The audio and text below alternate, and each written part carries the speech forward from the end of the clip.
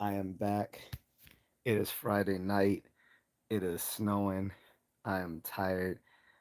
I've overeaten and I'm going to go to bed soon. All in that together. But I'm going to try to do some push ups before I go to bed. Um, I went to the gym yesterday, so I'm not going to do a full calisthenics routine tonight. I'm just going to, do some push ups and call it a night and hope that the snow doesn't stick. Let's see how it's doing out there. Not too bad as long as it doesn't freeze. Um, but anyway, what's going on, guys? There's gonna be a political discussion, and it might get it might get controversial.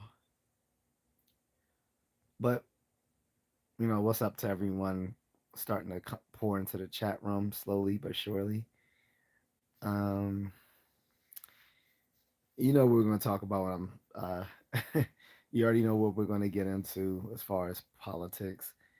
You know what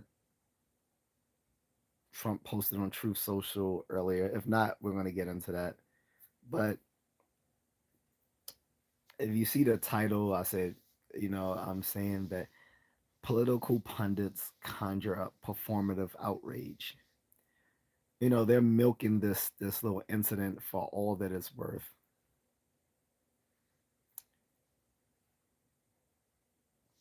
And for those who don't know, on Truth Social, Donald Trump posted. Well, people say Donald Trump posted. Most of the time, it's his social media team posting stuff. Like people really think the president just sits in bed hammering away at his phone. Um, I doubt it. Some things I'm sure he may personally post, but by and large, I'm pretty sure he has someone do that for him. Seriously, by and large, I think he has like even I know even though people say, well, that's him in the middle of the night, you know, with the tweets. Like in his first in his first term, he used to have like random tweets going out in the middle of the night. And people was like, oh yeah, that must be him and he must be high and all this sort of stuff. I don't know.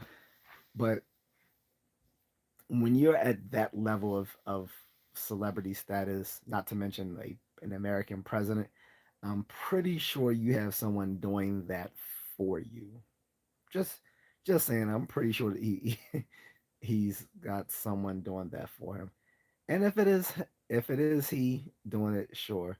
But when he's sending out these little things over Truth Social and other platforms, which are AI generated, you can be sure that a 79-year-old man is not sending those things. AI is already kicking the butt of people who are millennials. So you can best believe that someone from the silent generation is probably not that keen on knowing how to use um, generative AI. Pretty sure about that. Um, so yeah, someone on his team sent that out probably unwisely, but people are saying it's racist and conjuring up all this moral outrage, which I say is purely performative.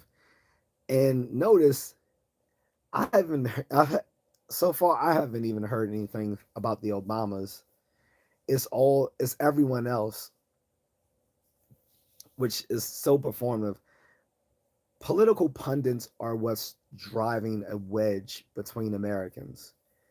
They are the ones who see it as political strategy to to fire up their political base to get people to vote. Joe says, "Yeah, that was what's up, bro? I haven't seen you in a few days." He said, "Yeah, that was probably unwise." I would say it was unwise definitely would say it was unwise. But again, I don't think it's he actually posting it. Because again, how many 79-year-old men know how to post generative AI? Like, come on. There's someone on his team that posts stuff for him. Um, Now Donald Trump Jr., I think he does make his own post. Like the stuff he posts on Instagram, I'm pretty sure that is Donald Trump Jr. But Donald Trump Jr. definitely also has a social media manager as well. All these folks have social media managers. So it's always funny when people think that a billionaire president has time to be doing all this stuff himself. Um, and people saying it's racist. So look, I'm gonna be completely honest, Joe. Was it racist? Yes, it was. But was it funny? A little bit. It was a little bit funny. I'm not gonna lie. But I saw it this morning. I just looked. And I was like, "What the hell?" Because someone else was posting that he had you know uploaded this on True Social, and I thought it was a hoax, honestly, at first, and and then people were saying, "No, this he actually did post this on his True Social." Because the first thing I went to was Snopes.com to see if they had dismissed it, and they hadn't. Although Snopes doesn't usually work that quickly, but I thought it. But my first instinct was to check Snopes.com to see if it was a hoax. Didn't see anything, and I was like, all right, so it's about 50-50 chance this really came from him. Since time the first time I heard about it was from a third party source, I'm very skeptical of third party sources when it comes to their attributions of what some you know political figure did or said. So um Tim the Enchanter says it's unfortunate, but I don't think he posted it maliciously. I think he just didn't finish the clip before reposting. No, so I think he definitely posted it to be trolling, but I don't think,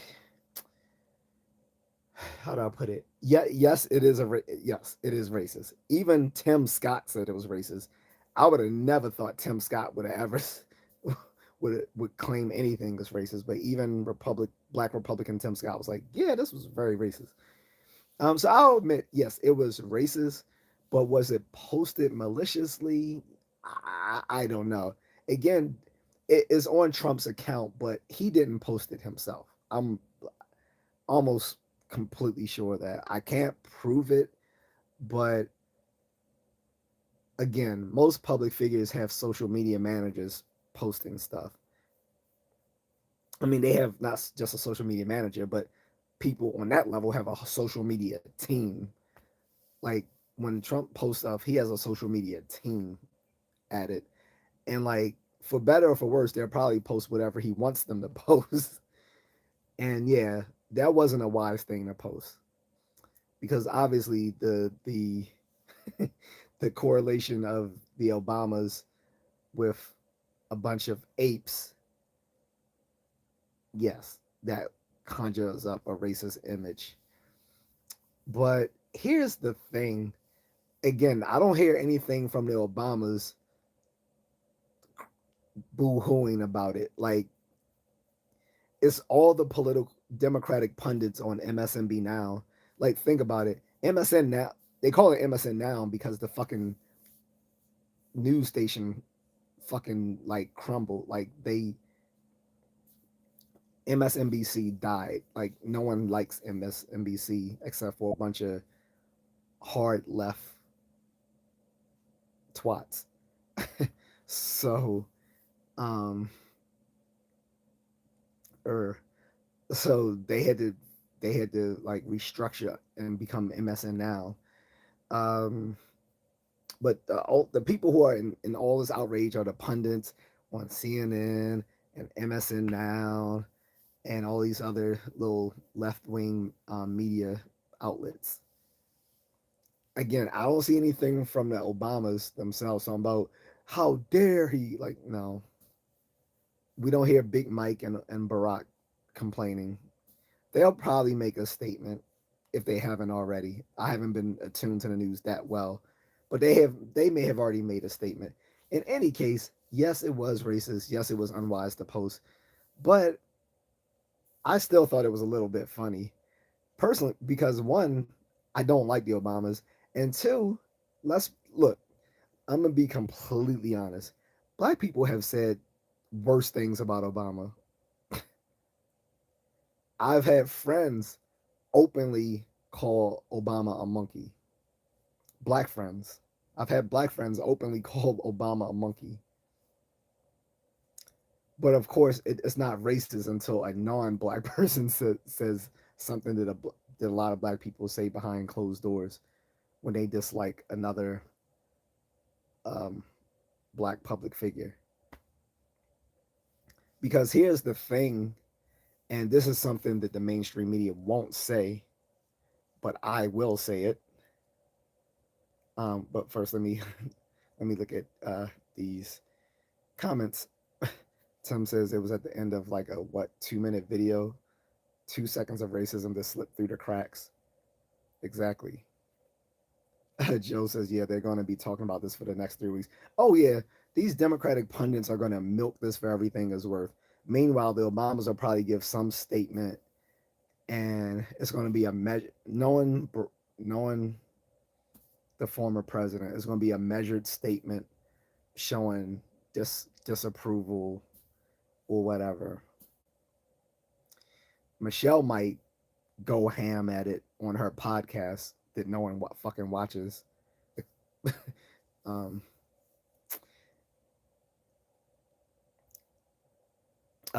Tim says, I mean, do you remember the Biden laptop? I remember seeing photos of his daughter and Hunter naked in bed together doing lines of coke. I don't give a F about them. Wow. I mean, I didn't know went that far if that's true. But Pepperidge Farm remembers. Pepperidge Farm remembers Tim. It's a black or black hate crime. Black on black hate crime. So here's the thing. I think so. I I wouldn't have said this like 10 years ago, but hate crime is such a bullshit term. Like like like they said on South Park, every crime is a hate crime because you don't commit a crime against someone out of love for that person. You don't rob that person out of love. You don't murder that person out of love. You don't grape that person out of love. You don't burn his house down out of love. You don't you don't make that person OD out of love. Like every crime is a hate crime. You don't perform a crime out of love. So hate crime to me is a bullshit term in the first place. I'm gonna so I agree with a lot of libertarians on that hate crime is a bullshit term. So aside from that, again, the other problem is, like I said, I've heard black people say way worse things about Obama that if a white person has said it, they would have been quote unquote canceled. Again, like my friends and I have said stuff, you know, in private conversations that if we were white, if we were white, we we would have lost our jobs, we would have got kicked out of school, like whatever. Like and again, I'm going to say the thing that you're not going to hear on TV. A lot of black people dislike Obama because he's a tether. A lot of us don't consider him a real black person. He is a he is the child of a white mother and an African immigrant. Kenyan. Kenyans often don't consider themselves black people. Most look, here's a most Africans do not consider themselves black until they get here and they face scrutiny or possible deportation, then we are all black. Like the Somalis, they were claiming for a long time we're not black, we're Arabic or whatever the fuck they want to call themselves. Then they start facing deportation. Oh, but we're all black, brother. Nah, nah, take your little alien forehead ass with your Jerry curl back to fucking Somalia and work that shit out, bitch. Because you're not black, right? Some of these Dominicans, we not black, papi. Hey, papi, we not black, eh? We not black. We're not, yeah, we're not like that little, that little, um, the little slurs they have for black people in Spanish. Um, we not black, papi. Yeah, mayate, eh? So, all right. So we're gonna be mayates, huh? All right. You're not black. All right. Take your non-black ass back to the DR. So look, fuck Obama. I'm gonna say it straight up. I'm not gonna cut cards with you guys. Fuck Obama. He's a tether. He's not a real black person. As far as I'm concerned, we've never had a real black president yet. Um, and fuck Michelle or Big Mike. So I don't like her dumbass either. Big manly ass looking ugly bitch. um, I'm going there, guys. um, and on top of that, Obama, how many times has he chastised black men? Just 2 years ago, he was telling black men they were too stupid to have reasons not to vote for Kamala Harris. He was like, "Well, oh, thanks for the gift, Tim." But yeah, Obama was like, I don't think you men out there really have any reasons to not really vote for Kamala Harris. Uh, I think really the reasons are that many of you just don't want to vote for a woman. And I find it problematic. Like, shut the fuck up, Obama. Like, so every black guy out there who decides not to vote for Kamala Harris is too stupid to have any other reason to vote for her other than she's a woman. Not the fact that she's playing the race card, even though when she came to the U.S. Senate, she had herself marketed as the first Indian woman to to win to become part of the Senate. Um, the fact that she has no Black American lineage. Her mother was Indian. Her father is a yet to be determined brown Jamaican heritage. And just because just and on her birth certificate it lists him as Jamaican. Being listed as Jamaican does not mean black, because there was a lot of Indian coolies in Jamaica of dark skin. So on top of that, many Jamaicans do not consider themselves the same as Black Americans. On top of that, a lot of people didn't like her, regardless of whether even if she was full blooded Black American, foundational Black American, or ADOS, an American descendant of slavery. She would still be disliked by a lot of black people because of the stuff she used to do as a prosecutor in California. She was locking up mothers for truancy of their children. She locked people up for just smoking weed. She extended people's um, prison sentences. Imagine, like, okay, let's let's let's be let's be a little bit charitable here. I know a lot of you be like, I would never be in fucking prison. But all right, let's just say you fucked up somehow. You find yourself in prison. You're already counting the days till you leave, and then you find out that the California state's attorney, or the San Francisco DA, because she started off in the Bay Area as a district attorney or whatever, or state's attorney, whatever, before she became the attorney general of California. Imagine you thinking you about to get released in a month, and you find out your prison sentence gets extended a whole, like, another year or two or some shit. Or think of a prosecutor who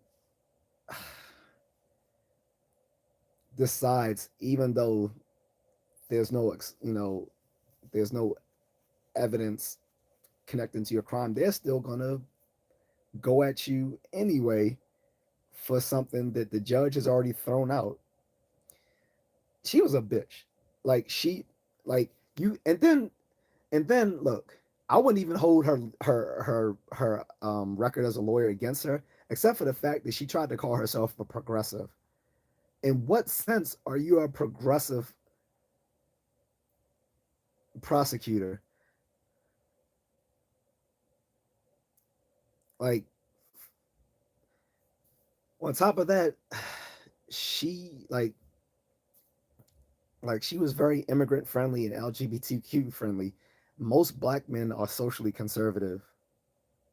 Not to say most black men are conservatives, but most black men are socially conservative, which means yes, they might be progressives or liberals or moderates, but in their social views, they tend to be a little bit more conservative. And those are reasons why many of them might not want to choose Kamala Harris as their candidate of choice back in 2024.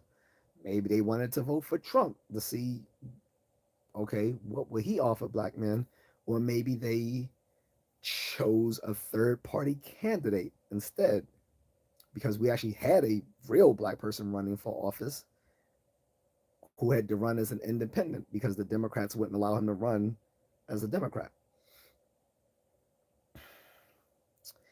In any case,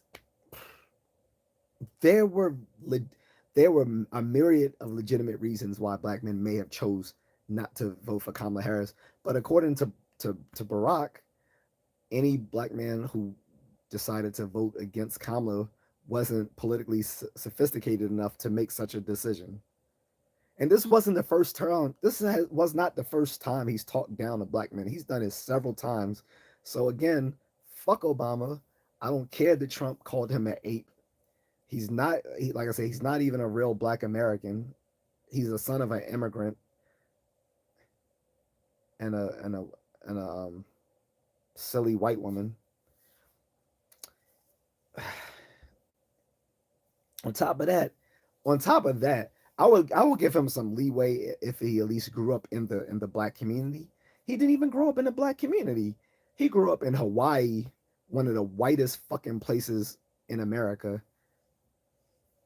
And when I say white, I mean, look, you can go to you can go to fucking Idaho or Iowa and you will still find at least a sprinkle of black people there. In Hawaii, the only black people you're gonna pretty much find are in the military. That's it. That's pretty much it.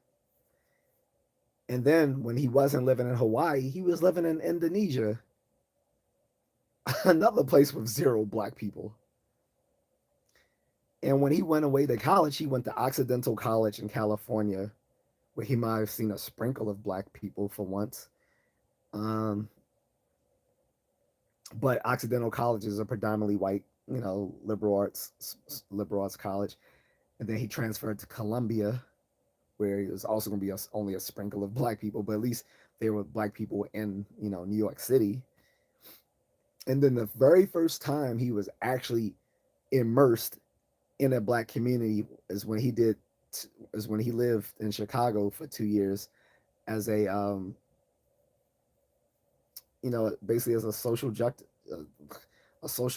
activist for 2 years to pad his resume before he applied to Harvard Law. This dude has no background in the black community, yet he always talks as if he's a siren for the rest of the black community. Fuck him. Fuck Kamala. Fuck that African bitch that used to be on MSNBC that got fired, Joy Reid, who's also a tether. Her fucking parents are from the Congo. She's not black American.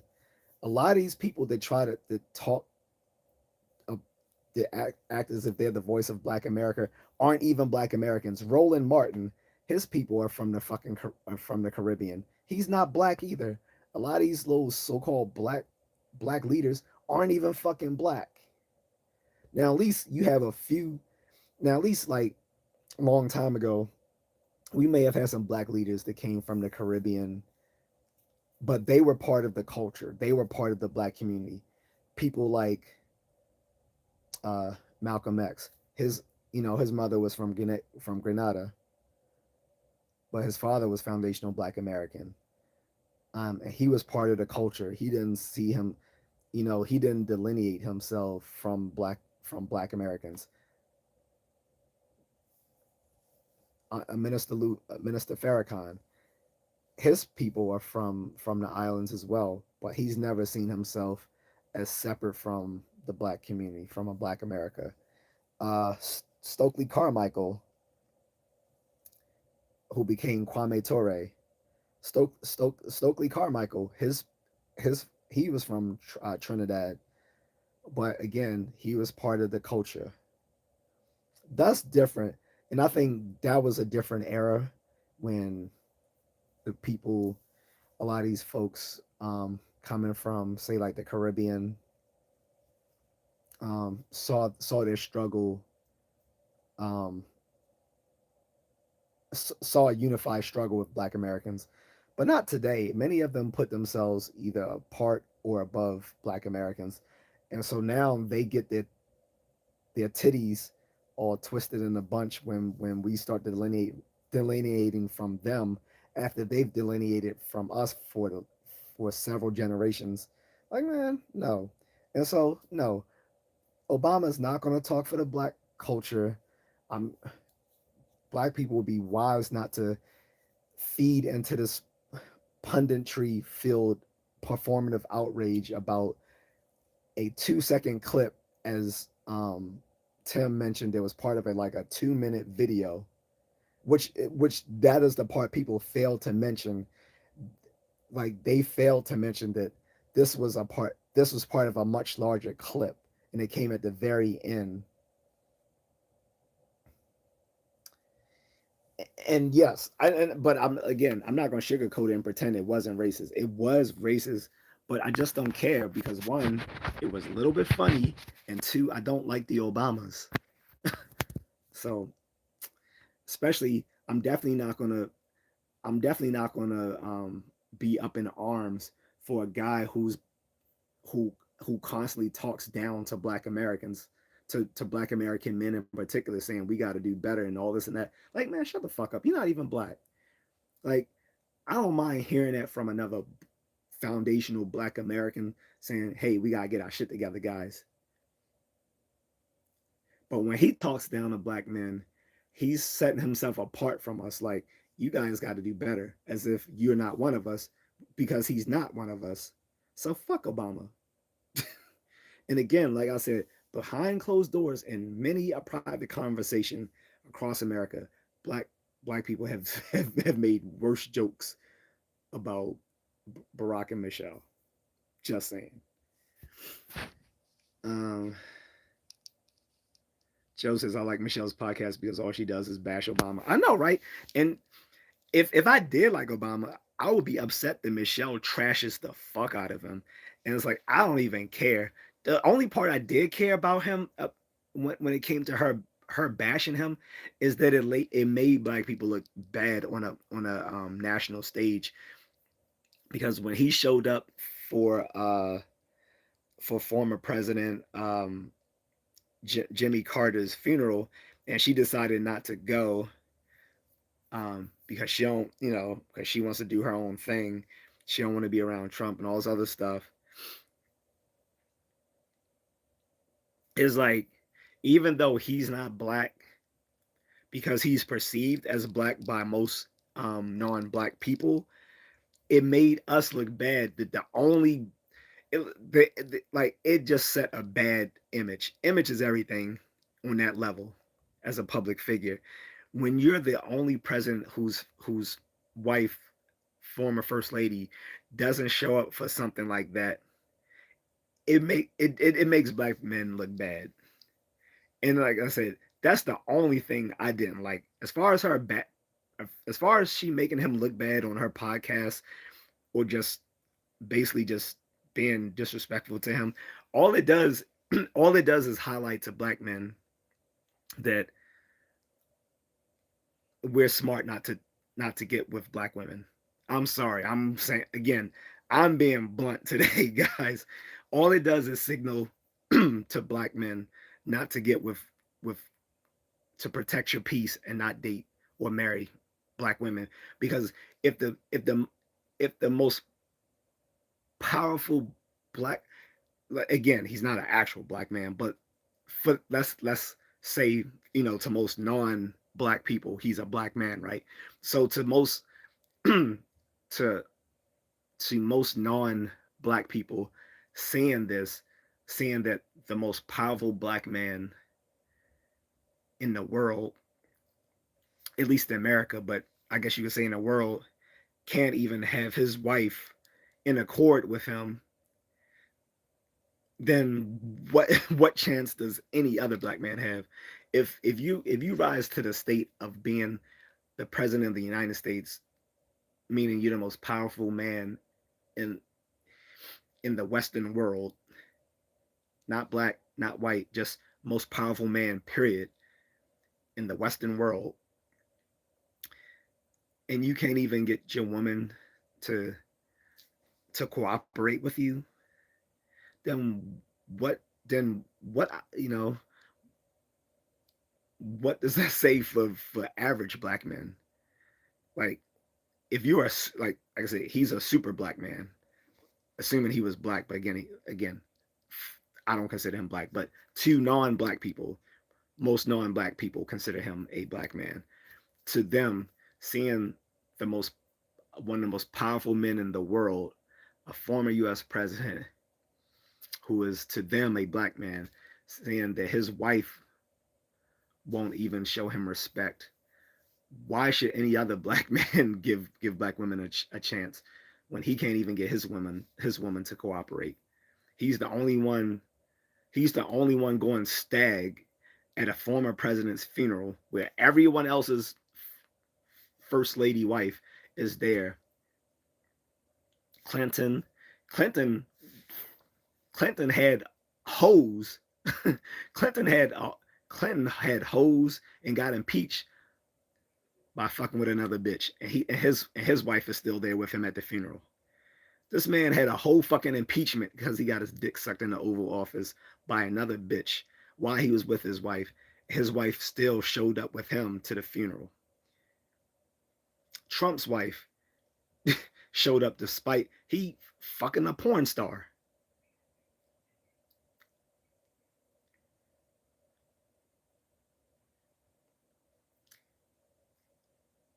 George W. Bush, he was there. Um, all the vice presidents were there with their second ladies. Al Gore, okay. Um, Most people forgot about Al Gore, right? Al Gore's still in there. Yeah, Al Gore was there. I mean, Biden was there with his first lady.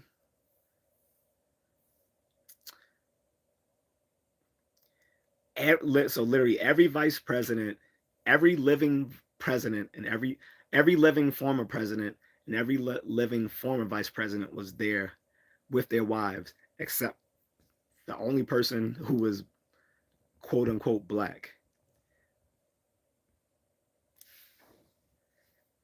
So she disrespects that man and again, I don't even care that she disrespects him. It's just that she makes it look bad for other black men. And again, a lot of people can see this and be like, I can see why black men are starting not to deal with black women anymore. Look, you got the most powerful man in the land, can't even get his woman to cooperate with him. And on top of that, the bitch, the bitch is muscular as fuck. She looks like Vera DeMilo from In Living Color. Can't you see I'm a lady? Ugly bitch. Anyway, um, sorry, I'm going on a tangent here. Joe said and cry about how bad the White House were. Yeah, it was.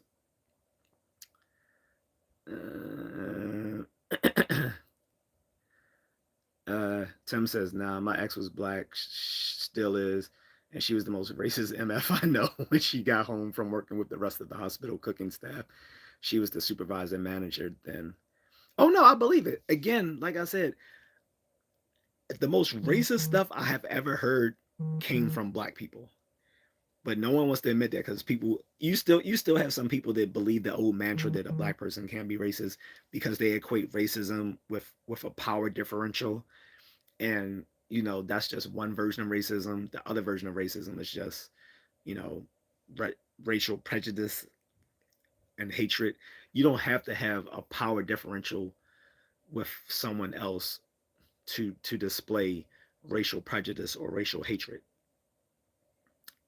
And like I said, there's been black people, including friends, that have said some of the most racist, vile shit I have ever heard. And they think because they're black, when they say it, it's not racist, right? Or they assume that, well, I'm just going to agree. And the funny thing is, a lot of these people, a lot of these black people who be saying the most racist shit, never don't hardly even deal with white people. Like these be dudes from the city who have very little um, interaction with white people. Okay, like it is black people who grew up in the suburbs who've had the most interactions with white people, and they're usually the least racist black people. The most racist black people are the ones from the inner city, even though they've had the least amount of contact with white people, unless they get involved in the justice system, and then they get soured by how they're treated in the justice system. Well, look, no one told you to fucking commit crimes, though, did they?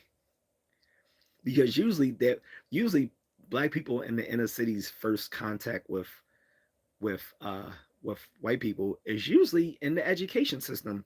Many of the white people they interact with are their teachers and counselors, and most of these folks tend to be pretty fond of the black people and with which they with which they interact, unless they've been soured by years of burnout and black fatigue and all that sort of stuff.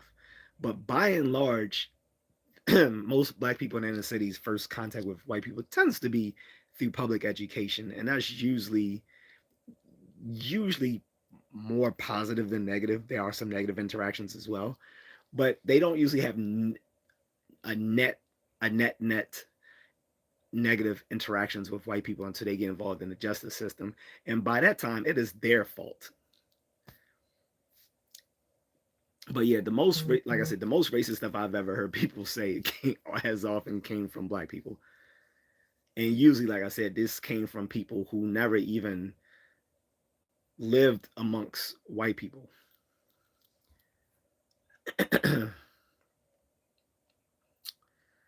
uh, oh, Tim says I have to go. Keep on trucking though, my guy. Thank you, bro. Take it easy. Hope to see you again.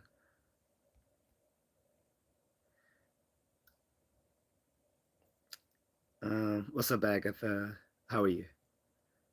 Sherry says I love your take. You are absolutely correct. Appreciate it. I'm just blunt. I'll say the things that people won't say, especially online. I'll just say it. Somebody has to.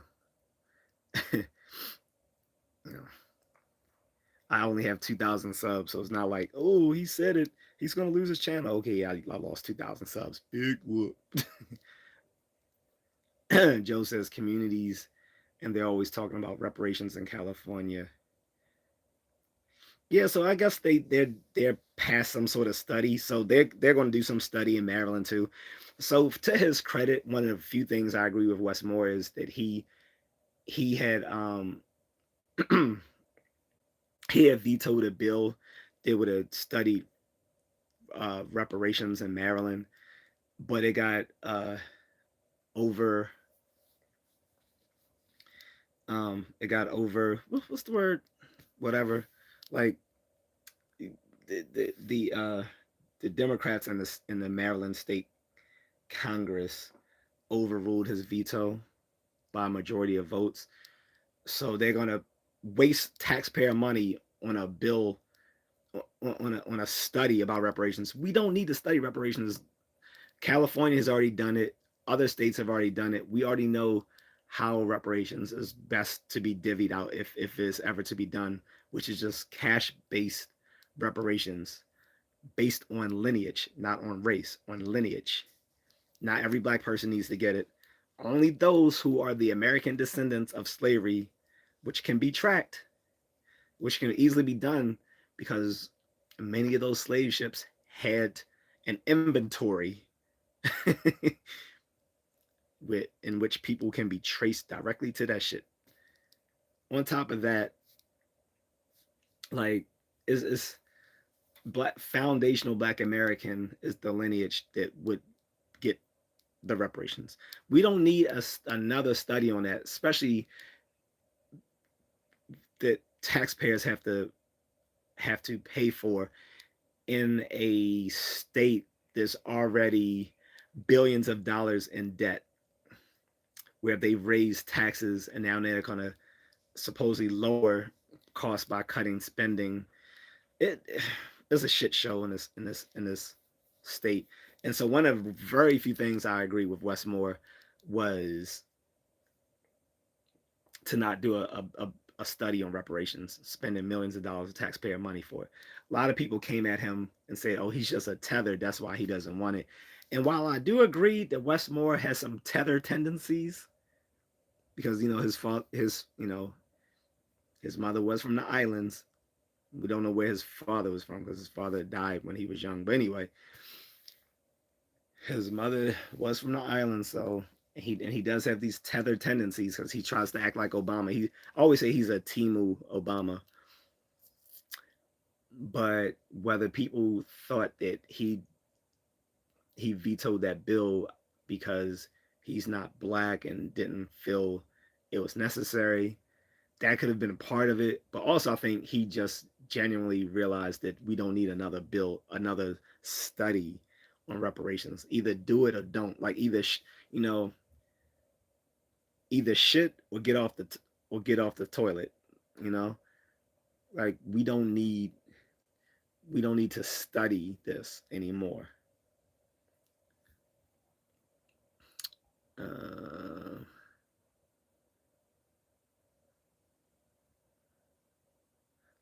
Uh, William Mouncy said the White House messed up bad posting that Obama picture, not voted for Trump. He messed up.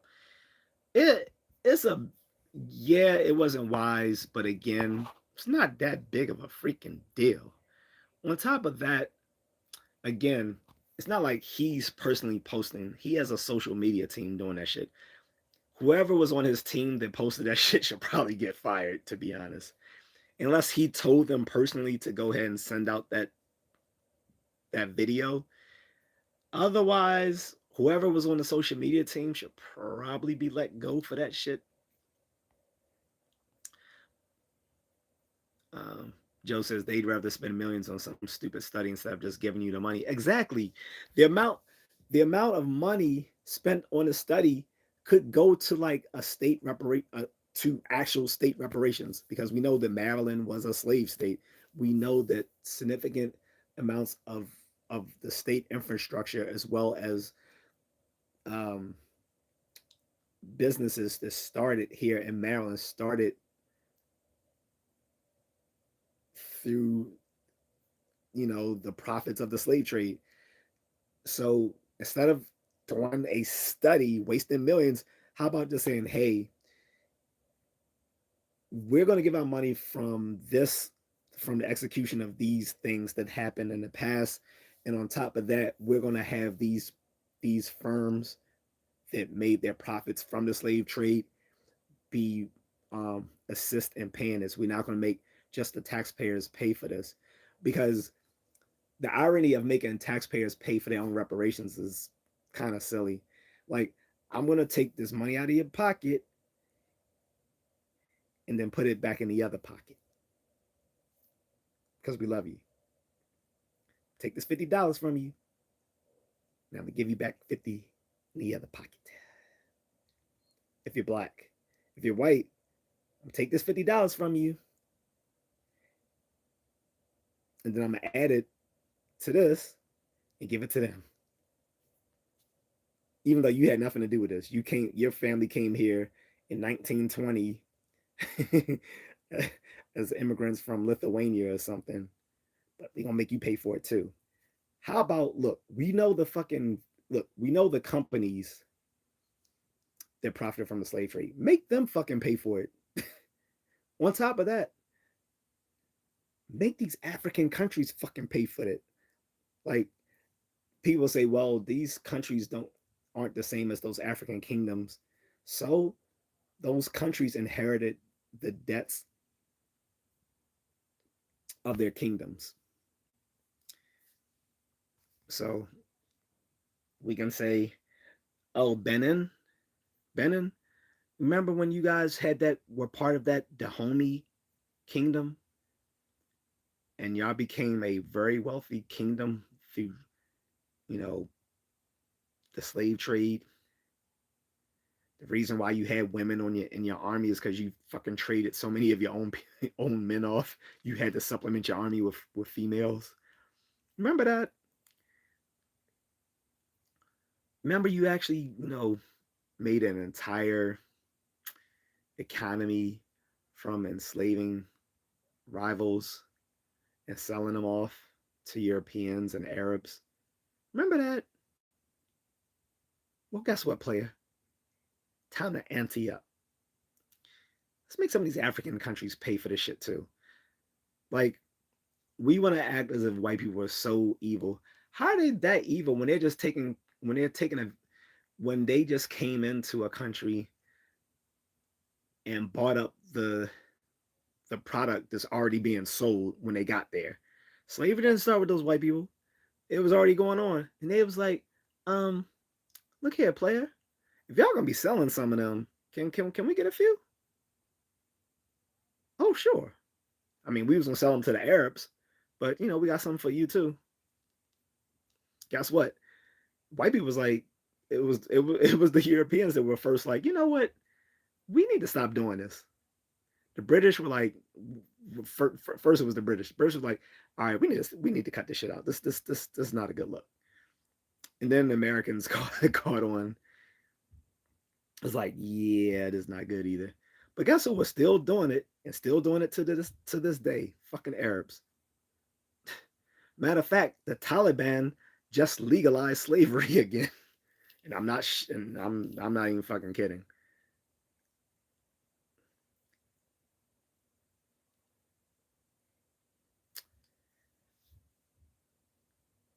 You had a you had a country in North Africa didn't like they had made slavery illegal in 2003, but they didn't enforce this until like what 2018. And they don't just do it to black people; they also do it to Southeast Asians. They often bring over people from Thailand and the Philippines and Indonesia to work as domestic servants, particularly from the Philippines. And they sometimes um, not just treat these people in a servile manner because they're there as domestic servants. They have often actually put them into human bondage. Now, I've spoken with some of these overseas Filipino workers, and most of them are pretty satisfied with their employers, but I have heard horror stories. And they got so bad that under the previous president, Rodrigo Duterte, he had stopped the overseas Filipino worker exchange program in places like what Middle East countries? I was about to say Kuwait. It wasn't Kuwait. It was I forgot the name, but he was saying he was going to stop the OFW, overseas Filipino worker programs to the Middle East en masse um, if they continue to uh, take advantage of those workers. So it's written into Arabic culture um, that slavery of others is okay, including black Africans. Anyway, I know that's a tangent. My point is that when it comes to reparations, the people paying the bulk of this should not be the American taxpayers. It should be the American companies that made their profits off the slave trade um, 300 and 400 years ago. And it should also be the African kingdoms that benefited from the selling of slaves um, across, through the transatlantic slave trade. And it should only be divvied out to those of the foundational Black American lineage, not to Caribbeans, not to Africans, and not to Afro Latinos. They have gripes about slavery too. They need to take that up with their respective countries. Take that shit back to Jamaica. Take that shit back to Panama. You know, take that shit back to the Congo. Settle your grievances there in your mother country. This ain't your mother country. You're not going to sit there and take the reparations that were supposed to go to the freedmen, to the descendants, the American descendants of slaves. Uh, what's up, Eric? He says if we played it for the tick for tack for every sin, we'll never be able to move forward. Should I go after the Brits and Romans, Greeks for 2,000 years of war and oppression of my Irish ancestors? Again, so this is what I'm just addressing now. If people have grievances, take it up with those folks. As foundational Black Americans, we can take our grievances to the American government because that's where it lies. And again, it's not like this is a unique thing. Our country has given out reparations to other people, to Native Americans, to Jewish people, um, look, to the Japanese, the survivors of Japanese internment, all like so. It's not like asking for the reparations for Black Americans is something completely out of term for the American government because they've done it before for other groups. So, but my thing is, it, it has to be of a limited scope, and that's by making sure that it's lineage based for foundational Black Americans.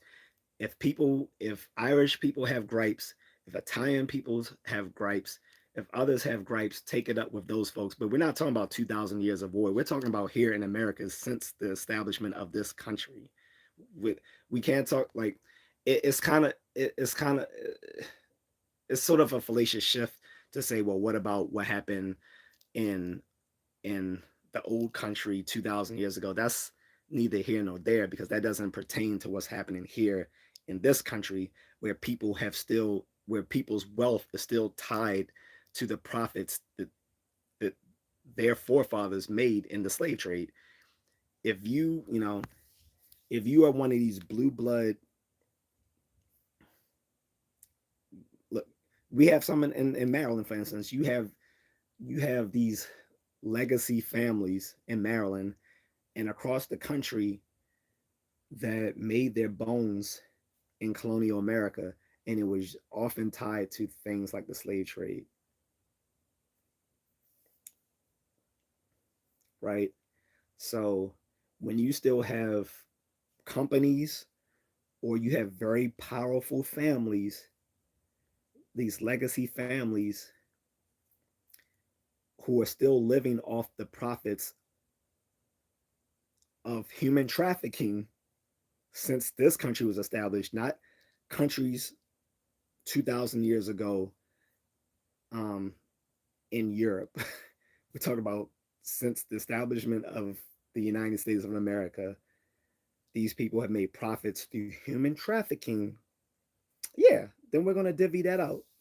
And like I said, what I am saying, I do understand, like, look, making all the taxpayers pay for it, I don't think it should come primarily for, like, it's going, I'm going to be honest, I know some of it's going to hit taxpayers. That's just inevitable. But who should have a heavy hand in paying should be these powerful families and these powerful firms that made their bones through the slave trade, because there are a lot of them, and we can trace it. And on top of that, like I said, we can do lineage based reparations because a lot of these slave ships, especially the ones that came after the slave trade was abolished, after the transatlantic slave trade was abolished, you still had slave ships um, ex, exporting slaves here illegally, like the Clotilda, which you can even see on the National Geographic Channel. They There's like at least two. There's a docu series on it, on the Clotilda, and there's other documented slave ships that came here. Again, they came here. You can easily go after them because they came here illegally. Because after the transatlantic slave trade was abolished, they were still illegally exporting slaves to America, and that gives us a starting point for reparations, is that they were illegally exporting slaves after the transatlantic slave trade was abolished. I mean, slavery was still going on in America, but they had abolished the transatlantic slave trade first, and you still had slavers bringing them here and hiding the inventory. And these ships, we can still see the wreckage of the Clotilda. I think in, I can't believe it's, I can't remember, it was in Alabama or Mississippi, but the Clotilda is not the only one. And so we're not going to talk about Vikings. We're not going to talk about the Roman conquest. We're not going to talk about Armenian genocide, all this other stuff that happened in Europe. We're not talking about that. That has nothing to do with what happened here in America after the country was established under the United States Constitution in 1776, or after the country won its independence in, I believe, 1783. In any case, again, once this country was established and once there were legacy families and powerful firms that invested and profited through the slave trade and the human bondage, then yeah, they should pay. Just like people paid to the survivors of Japanese internment, to these Native American tribes. So yeah, my thing is either don't give anyone, um, uh, don't redress any grievances whatsoever, which is fine because that's what Thomas Sowell says. Thomas Sowell is equal opportunity. He was like, look, not only should we not give black people reparations, but we should have never redressed the grievances of these other groups either, because we need to move forward and not try to redress the grievances of the past. I get that. He's at least he's being consistent. I don't agree with Thomas Sowell on that, but at least he's consistent. He was like, look, we shouldn't have addressed the grievances of those groups either, and as we shouldn't do with black people. But my point is now is, well, they've already done that for them. So whether we should or shouldn't have is besides the point at this time and juncture. It's already been done.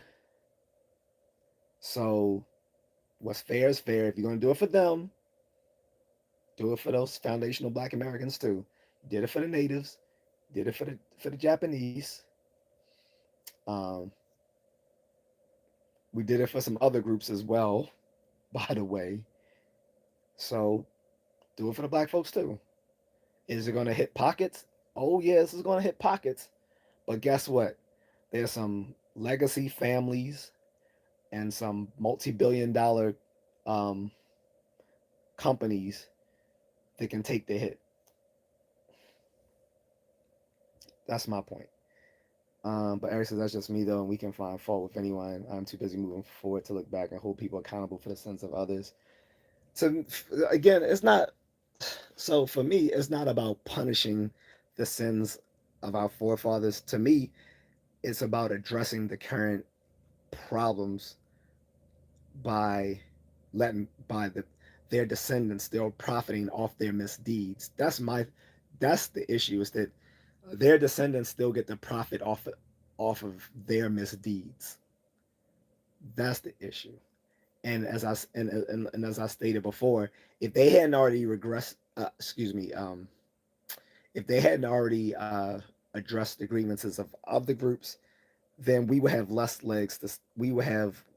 weaker legs on which to stand to say, because if you could say, well, they never addressed the this group or that group or that group or that group, so why should they address your group?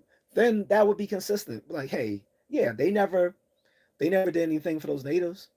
They never did anything for those Japanese people. They never did anything for those people that were, that suffered that genocide and that such and such and such and such. So why should these black people get what none of these other groups got? And they deserve it just as much, if not more. That would be consistent. But again, they did already do that for these natives. They did already do it for these Japanese people. They did already do it for certain black people from certain things that happened in America's history. So why not also address this? Not to mention, there was almost a point where this did happen during the Reconstruction era with the 40. This is why people always talk about the 40 acres and a mill, because they were like a, a vote short, I believe, a vote short of getting the 40 acres and a mill thing passed. And of course, if you adjusted for inflation from that time, that would be a huge that would be a huge chunk of change and land. But again, we're not we're not even asking for that, because that would be a lot in today's currency. But in any case, like I said, if they redress the grievances of other groups, then we deserve no less. If they never did that for the other groups, then we would have less legs to stand on. But they did do that for those other groups, so we should get it as well. And again, it's not about punishing the sins of the past. It's about correcting the fact that the descendants still get the profit off of those misdeeds. That's my point. Uh, Eric says, my only issue with reparations in the U.S. is that the government will make me pay for their sins, even though my family came to the U.S. during World War II and after slavery was abolished. So again, like I already spoke to that point, which was, I think that these legacy families and powerful um, billion-dollar companies need to divvy up the bulk of the funds in this endeavor, because they're the ones who profited from it and still continue to profit from it, as usually that's the profits they made were the seed money to their current empires.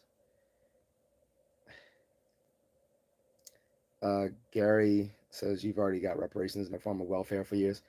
Well, Gary, sorry that you don't understand behavioral statistics, but white people get more welfare than black people. So try again, bitch. Eric says not every black person received welfare. Welfare is in no way reparations. Thank you, Eric. I agree with Soul mostly because of how the government pays for its sins. It takes money from us to pay for it. Again, I agree. Again, I think it should be cash based reparations divvied out to just a particular lineage of black people. And like I said, of foundational black Americans. And like I said, it can start from going from the inventory of people who were brought here after the slave trade was already, the transatlantic slave trade was already made illegal. That could be the starting point. Because, like I said, there were several ships like the Clotilda that came here after the transatlantic slave trade was already ended, and they were bringing, they were exporting um, people here illegally at the time. So you can start with that.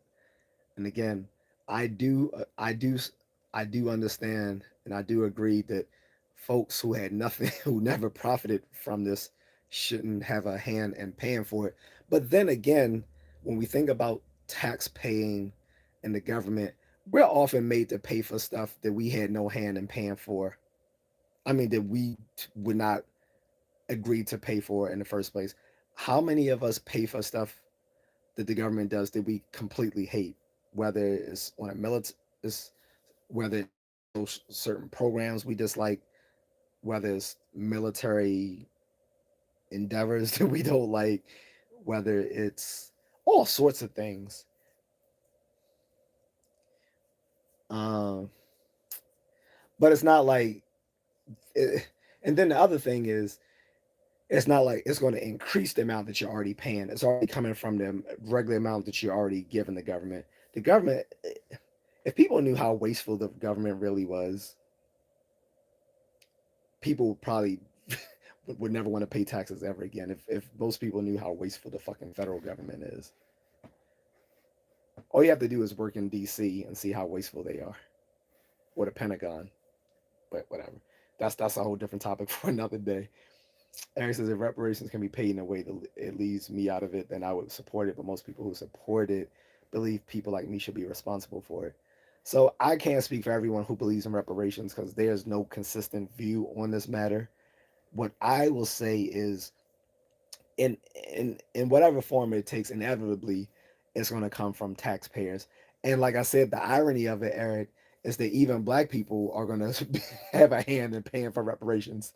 So, and that's why I was making a joke that they're going to take $50 out of our pocket to put in our other pocket, whereas they're going to take $50 from, like white and Asian and Indian folks' pocket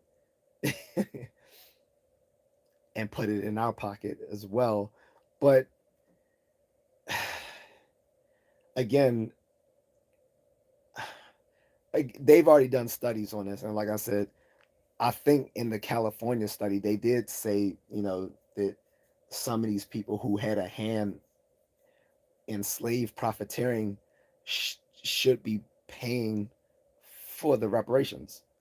But like I said, it would be a given that if this were ever actually done, yes, taxpayers are going to take a hit, but it's not going to but that doesn't mean it's going to increase the amount of taxes you're paying. It just means that out of the taxes that you're already paying, portion of that is going to go to this hypothetical reparations um, payout or subsidy or however they do it.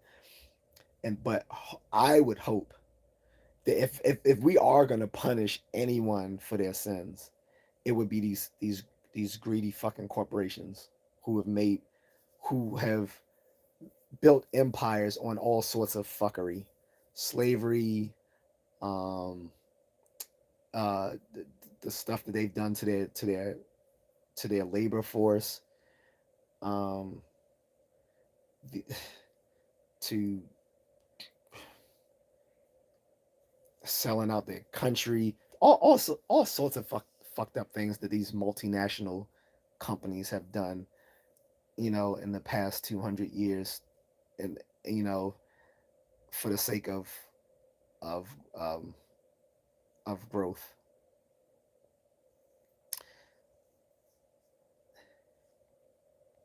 But getting back from that to the original point, which was that political pundits conjure up performative outrage, my original point was, yes, the clip that Trump put out was racist.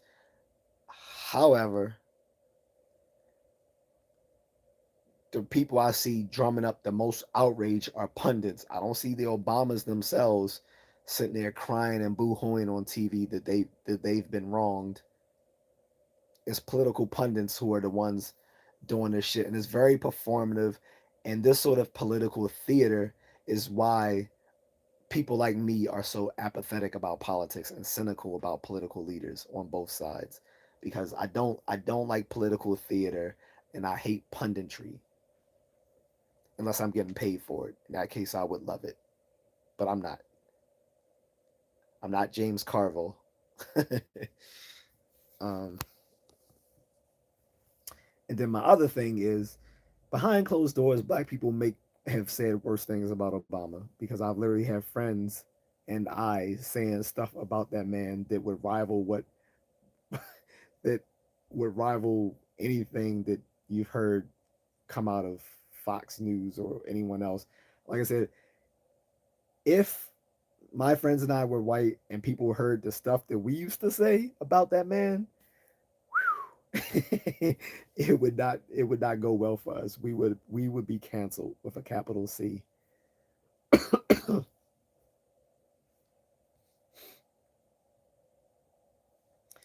um, and then, like I said, this is just the latest thing, but there's always stuff going on, particularly on MSN Now, which was formerly MSNBC before it failed as a news station. So they had to restructure the whole fucking uh, news channel because MSNBC was failing. They had to fire their lead host Joy Reid.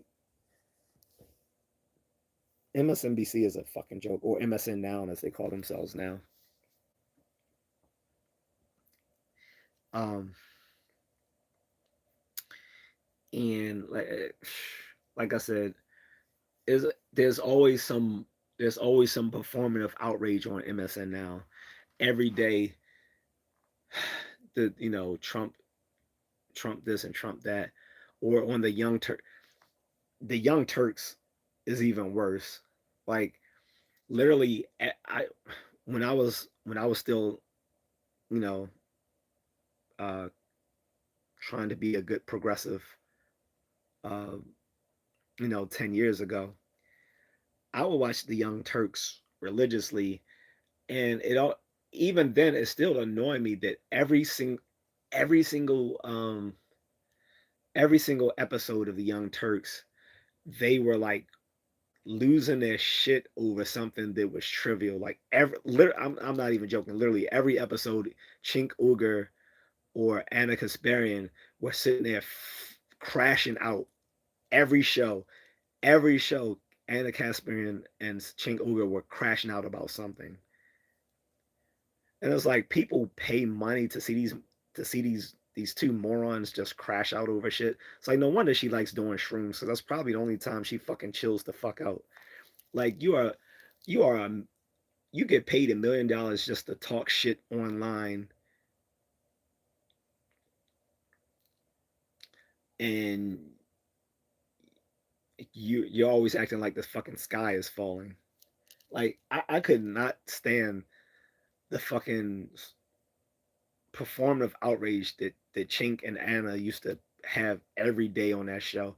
By the way, I'm still subscribed to them. I unsubscribed to them, but I subscribed to them just because I wanted to again make sure that my news feed doesn't show me only the stuff that it thinks I want to see.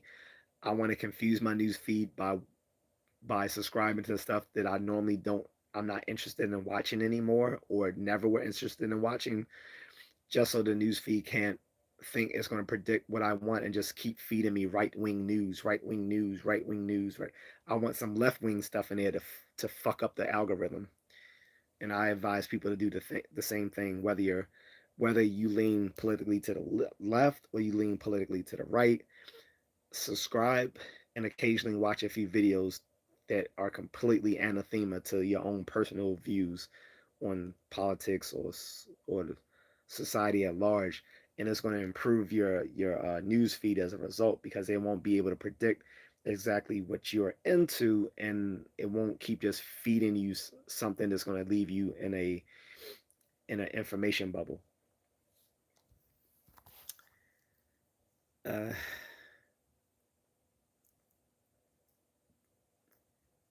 Eric says I can't stand the Young Turks. I can't either though.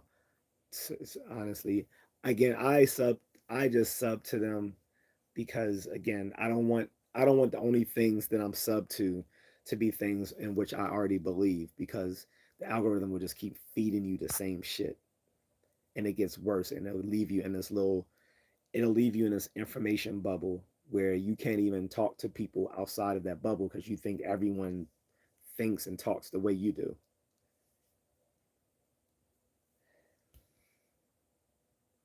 Someone said I kind of like Kanye West.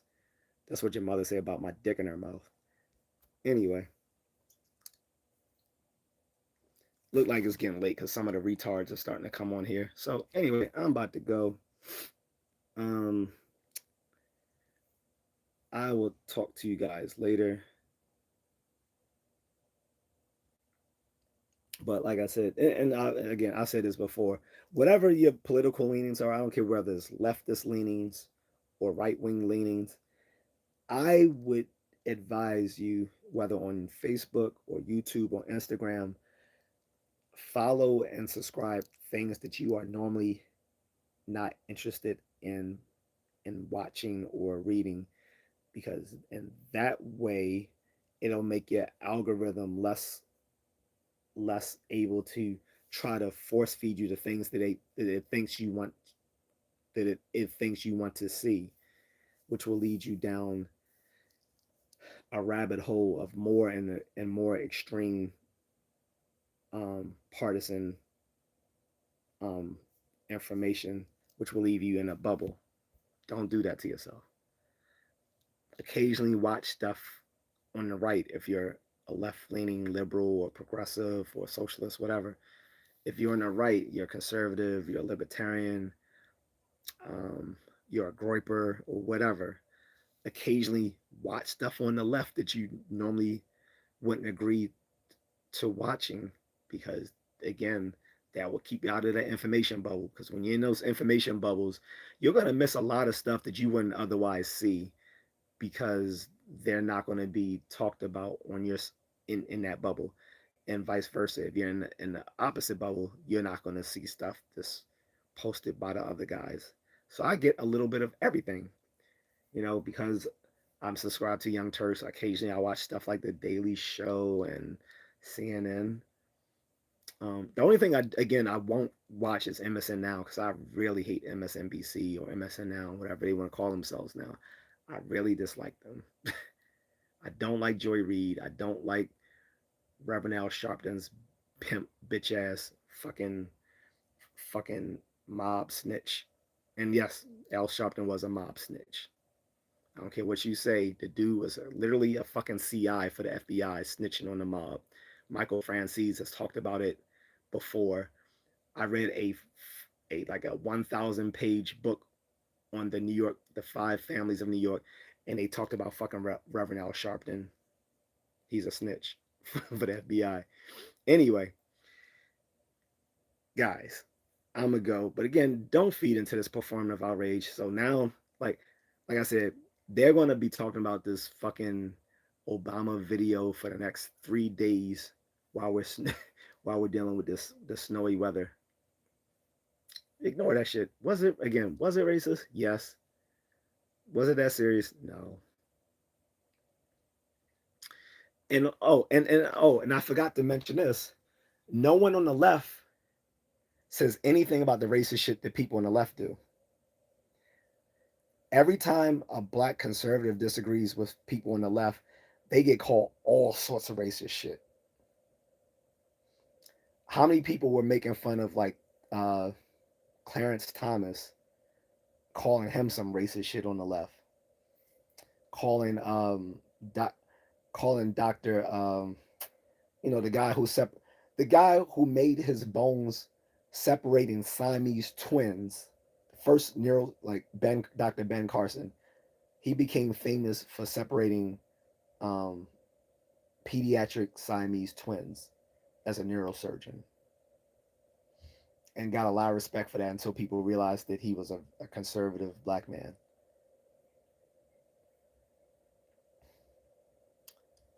Again, Trump was loved by the left until he switched until he became a card carrying Republican. He used to be a card carrying Democrat. The, the Clintons, they used to love him. They hate him now with a passion, but they loved him enough to invite him to Chelsea Clinton's wedding. They loved him enough to take his donations for their his campaign donations.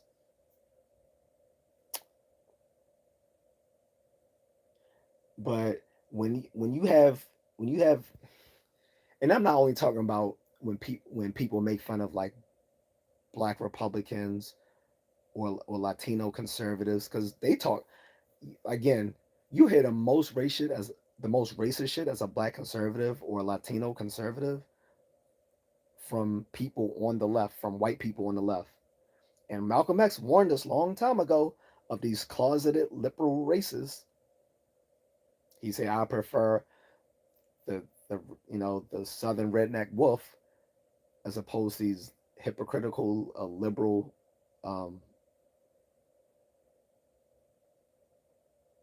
no, I'm sorry. He yeah, yeah, as opposed to this liberal, these hypocritical liberal racist foxes. He said, they were closeted racists. These white liberals who pretend to support black people and other non-white people, but let you slip up and not share their views, let you not agree to deal in victim and victimhood and identity politics. They will call you all sorts of fucked up shit. I've seen them talk about, like, if a Spanish person supports ICE, they say the most vile shit about them. If an Asian person is like Republican and conservative, I've heard so much. Oof. Black person again, and then uh, people, and then again, people on the left are openly able to say racist stuff on on the air that a white that a Republican, a conservative Republican couldn't say. You literally have these little blue-haired septum ring feminist liberal white women literally saying, "I hope that we should get rid of all white men." That is racist. You have these not I'm sorry, not just white women. Like you'll have like black and Asian and Latino and Indian and Middle Eastern women and gay men all saying we need to get rid of white men. That is racist and sexist, but they can get away with it. Again, if it was coming from the other side, if a bunch of white Republican men were saying we need to get rid of all black men or we need to get rid of all uh, black and Asian and Latino females, they would get canceled immediately. But but feminist liberal women can openly say on the air, on TV, and on social media that we should eradicate all white men and get away with it. That is crazy. But no one bats an eye or freaks out when these women are able to openly say racist and sexist stuff like that. But let one joke fly from a Republican conservative, and then like the Joker says, everybody loses their mind.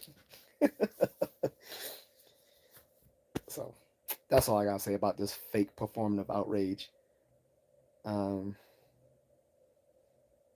Aaron says, "Good night, bro. Have a blessed weekend, man. Thank you, brother. You do the same. Hopefully, I'm gonna run tomorrow morning. It won't be frozen over, and I'm be slipping and busting my ass. All right, guys, I'm out. Take it easy. Again, don't let this news cycle get you stressed out. Next time, Joe. All right, guys. And again, we can disagree with the reparations thing. I don't care. Like to me, that's not reparations. Is not something I'm gonna go to the wall about. My whole point about that was just talking about black leaders um, who aren't actually foundational black Americans trying to talk for the black community. Anyway, so I'm out. Um, we'll see what happens this weekend if there be any more blowback from this little non situation. All right, take it easy, guys. Bye.